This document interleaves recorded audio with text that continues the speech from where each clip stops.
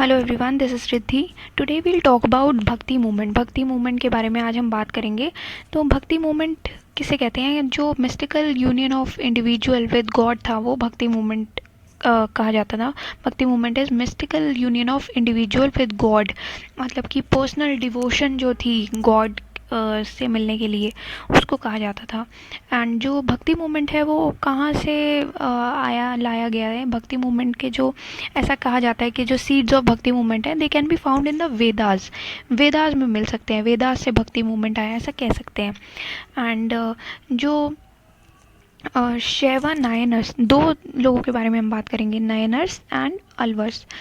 Niners को कहते थे शैवा नायनर्स क्योंकि ये लॉर्ड शिवा के डिसिपल्स थे, मतलब लॉर्ड शिवा में मानते थे। और अलवर्स जो थे लॉर्ड विष्णु में मानते थे, इसलिए उनको वैष्णवाइट अलवर्स कहा जाता था। They disregarded austerities preach by Jains and Buddhist and also Hinduism की भी, क्योंकि वो ये मानते थे कि आपको कोई भगवान की कोई डाइटी की ज़रूरत नहीं होती है। आप अगर भगवान से मिलना चाहते हैं तो आप अपनी अंतरात्मा से भगवान से मिल सकते हैं। तो पर्सनल डिवोशन के बारे में बात करते थे, इसीलिए वो जैन्स बुद्धिस्ट हिंदुइज्म के को भी नहीं मानते थे। हिंदुइज्म क्योंकि कास्ट सिस्टम के बारे में बात करता है और वो इसको भी, कास्ट सिस्टम को भी डिसरिगार्ड करते थे, इसीलिए वो इनमें नहीं मानते थे। And they preached personal devotion to God. और ये जो है पर्सनल डिवोशन टू गॉड को प्रीच करते थे। और ये क्या कहते थे कि जो पर्सनल डिवोशन है गॉड का is a means of salvation.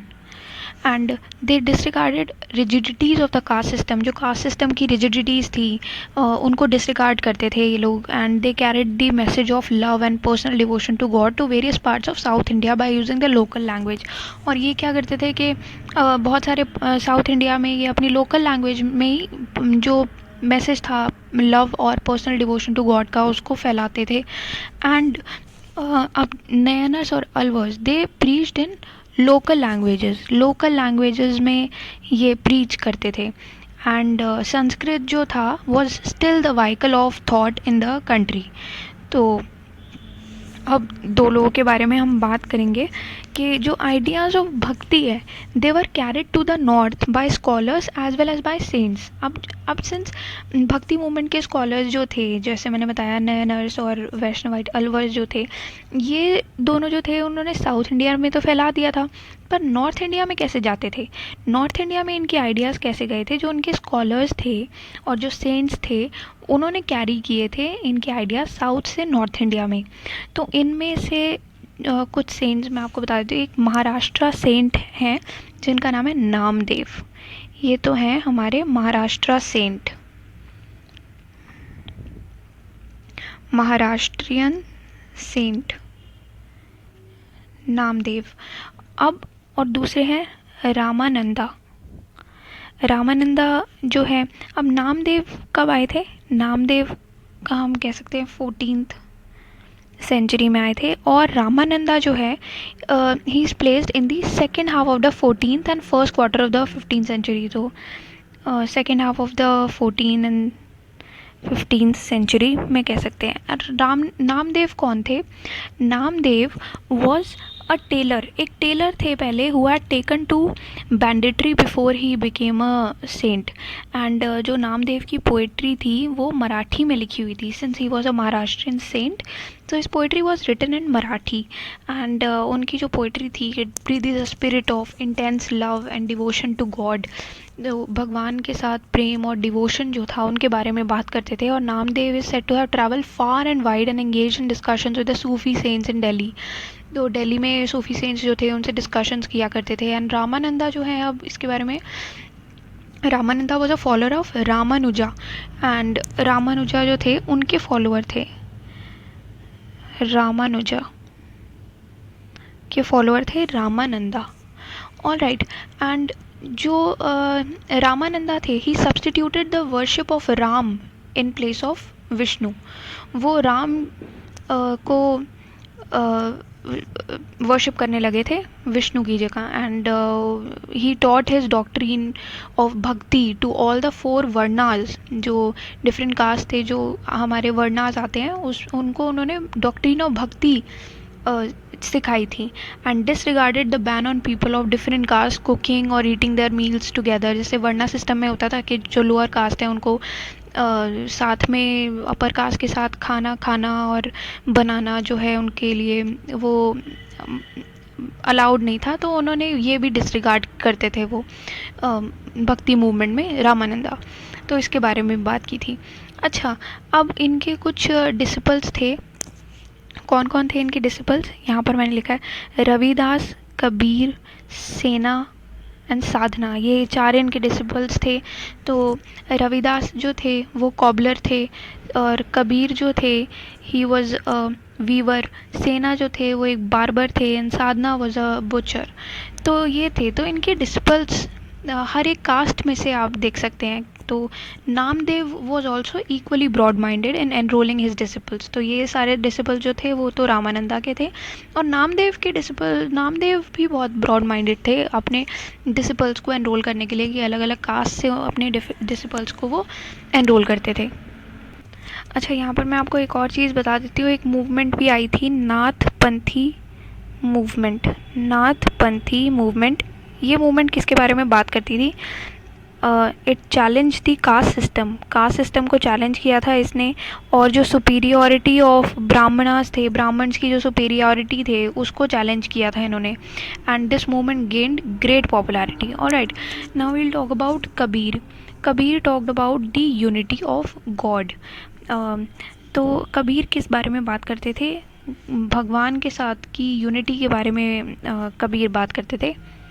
मैं आपको थोड़ा सा बता देती हूँ कबीर का थोड़ा सा बैकग्राउंड के बारे में, कि he was the son of a ब्राह्मण विडो, एक ब्राह्मण विधवा के बेटे थे वो, जिन्होंने उनको छोड़ दिया था उनके बर्थ के बाद ही।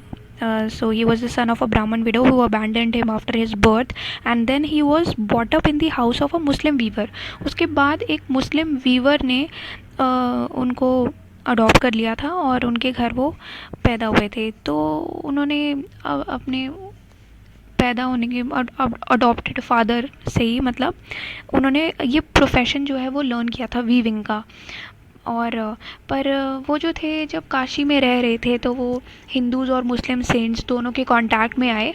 एंड जो कबीर है वो बात करते हैं यूनिटी ऑफ गॉड की, इसलिए क्योंकि सिंस हिंदू और मुस्लिम सेंट्स के कांटेक्ट में आए तो उन्होंने सीखा, तो यूनिटी ऑफ गॉड के बारे में वो बात करते हैं, जिसको वो किसी भी तरह के नेम से बुला सकते हैं, जैसे राम, हरि, गोविंद, अल्लाह, सेन, साहिब एक्सेट्रा, किसी भी नाम से बुला सकते हैं। और ही स्ट्रॉन्गली डिनाउंस्ड आइडल वर्शिप में बिल्कुल नहीं मानते थे वो। और ये पिलग्रिमेजेस, बेदिंग इन होली रिवर्स और taking part in formal worship जैसे नमाज पढ़ना हो गया, इन सब चीज़ों में वो नहीं मानते थे। So he strongly denounced all these things. Now we'll talk about Guru Nanak Dev Ji. He was also a saint, and Sikh religion जो था वो गुरु नानक देव जी के टीचिंग से डिराइव हुआ था।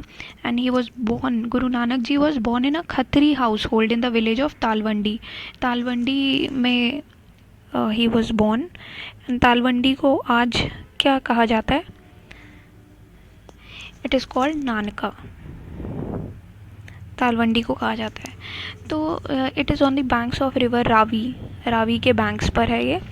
अब जो गुरु नानक देव जी थे उन्होंने क्या किया था कि he used to he had a mystic vision, so he composed hymns and sang them. तो वो एक हाइम्स कंपोज करते थे और उसको गाते भी थे। और जब वो गाते थे तो उनके साथ एक स्ट्रिंग्ड इंस्ट्रूमेंट होता था जिसको कहते थे रबाब कहते हैं स्ट्रिंग्ड इंस्ट्रूमेंट को, जो कि कौन प्ले करता था?